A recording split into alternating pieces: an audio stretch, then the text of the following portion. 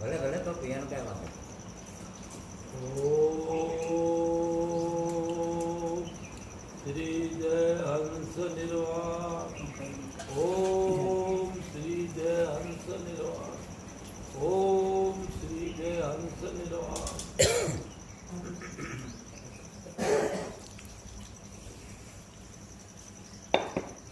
परम पिता परमात्मा की असीम कृपा से आज हमारे परम पूज्य श्रोत्रिय ब्रह्मनिष्ठ महात्मा संतोषानंद जी महाराज की इस पावन तपस्थली में आने का सौभाग्य प्राप्त हुआ। स्वामी जी महाराज बहुत उच्च कोटि के हमारा संप्रदाय के विद्वान संत थे। यहाँ पहले मैं एक बार 30 साल पहले आया था। अब दोबारा मेरा ऐसा सौभाग्य पुण्य प्रकट हुआ। ऐसी पावन धर्म में महापुरुषों की जो तपस्वी है, इस तपस्वी के दर्शन के लिए आया हूँ।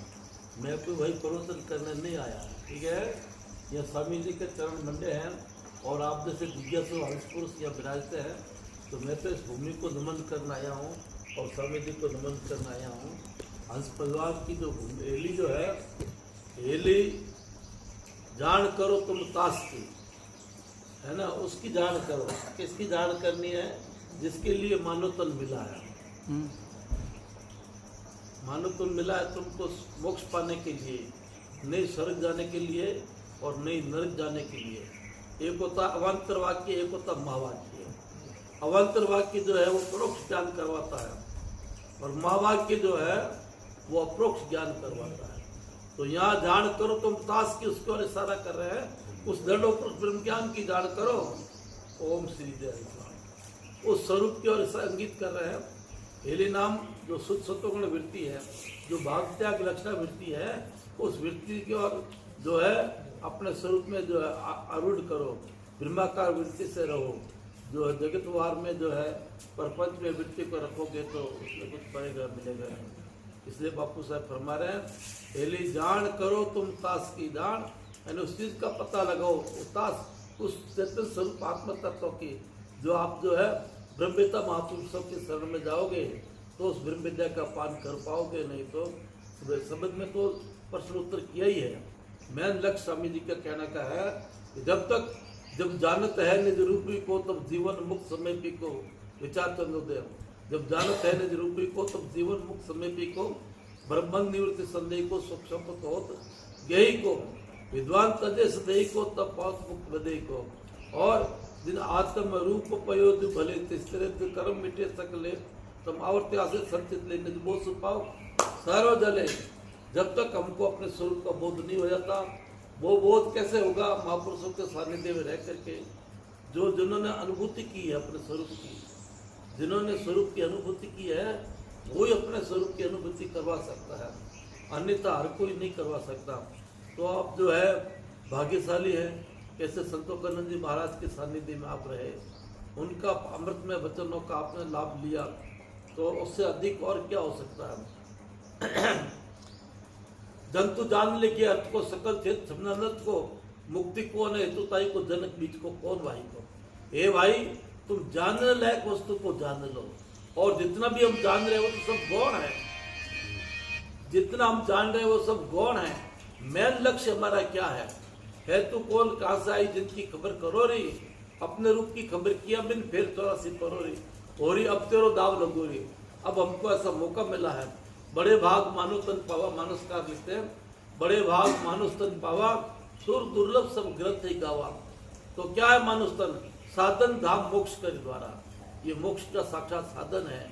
इसलिए समय को ऐसे ही अवसर को नहीं बिताते हुए अपने स्वरूप में चिंतन रहो। स्वामी जी ने बहुत कोटि के भजन सब सागर में दिए हैं, आप सब इसकी जानकार रही है। अधिक ज्यादा मैं क्या कहूँगा।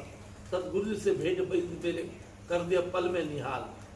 मैं भटका भवसागर बहुत बहुत मत मत देख, और पक्षा पक्ष में अटके सगरे, निरपक्ष सतगुरु एक।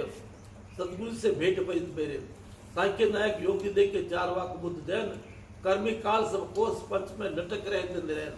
तो जो लटक रहे हैं उनसे नहीं अटक करके गुरु खोज कर कीजिए मेरे प्यारे हो ब्रह्मनिष्ठ ब्रह्मसूत्र। बापू साहब लिखा है।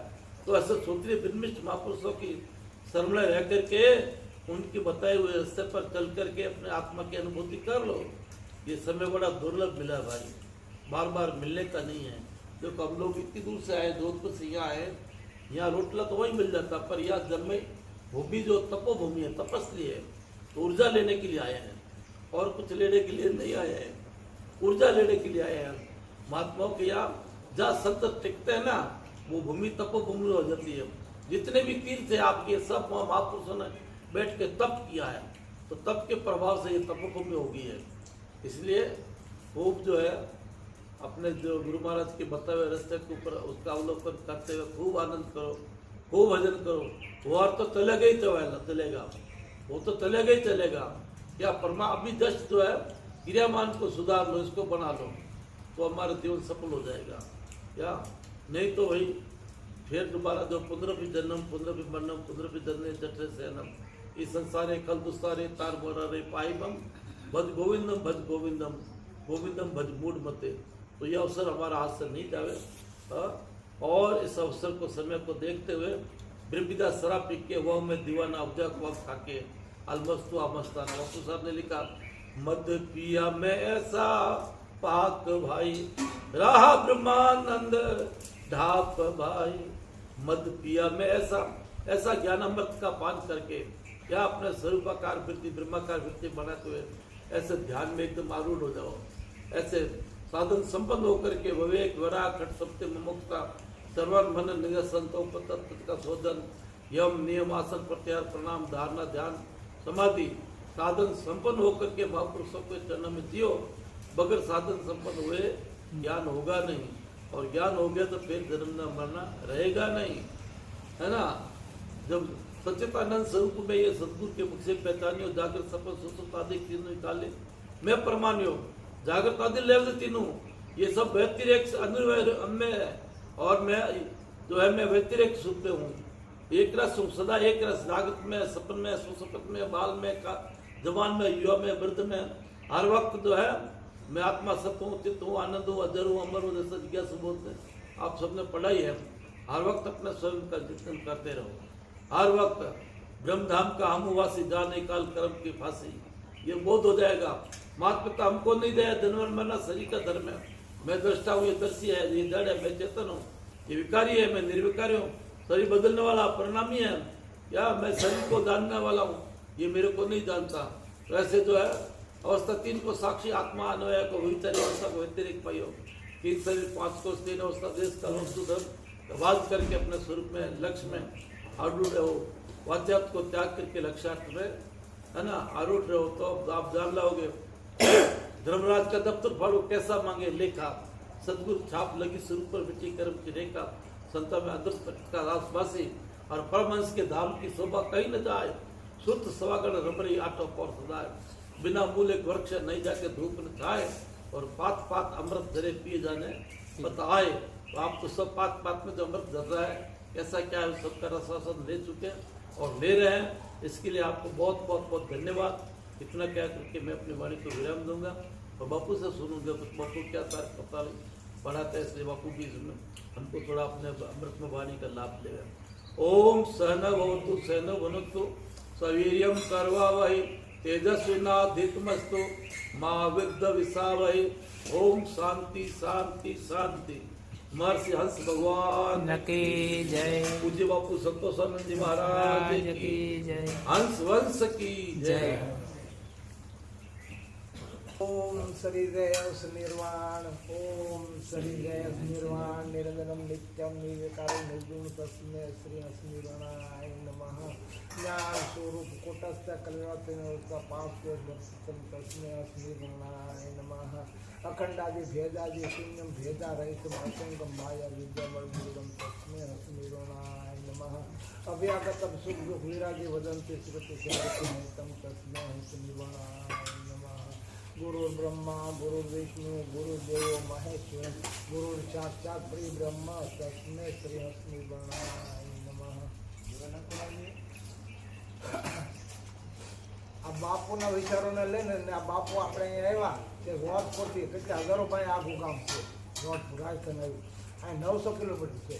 અહીંયા લાંબા છે અહીંયા આવ્યા તો આ તપોભન બાપુએ કીધું ખરેખર તપોભન એને જ કહેવાય કે જો એકાબીજાનો જે હદ સાહેબના વિચારો પ્રત્યે જે નિષ્ઠા જે છે ભગવાન પ્રત્યે સત્ય પ્રત્યે નિષ્ઠા છે નિષ્ઠા ક્યાંથી આવે સંતો શું કામ આવે એના અંદર એને જિજ્ઞાસા કહેવાય એ લગ્ની લાગે એને કે રાવું છે એ કંઈક છે ખરું એમ તો ખરેખર આ ભૂમિમાં કે સંતોષ બાપુ હંસ સાહેબના શિષ્યો ઘણા હતા બાપુનું ખબર છે મને સંતોષ સાહેબ જે જાય રહી જાય અને આપણે બધા એના અહીંયાને અનુયાયીઓ અને એના વિષયનું પાલન કરવાવાળા તો બાપુ આપણને આવી અને બાપુ એવું કીધું આપણને ખબર આવતો હોય કે પાલન કરો ભજન કરો કીર્તન કરો તોડતા એમ કીધું તો આમાં વિશ્વાસ કેમ લાગે ને એ મારે તમારે કરવાનું છે આવા સંતોને પહેલાં આપણે જરાક વિચારો લઈ અને ઉપદેશ કરતો જે કેવું કહેવાય એના વિચારો લઈ અને આપણે આ ક્યાં સિદ્ધાંત પાળીએ છીએ અને ક્યાં વિચારો માટે રહીએ છીએ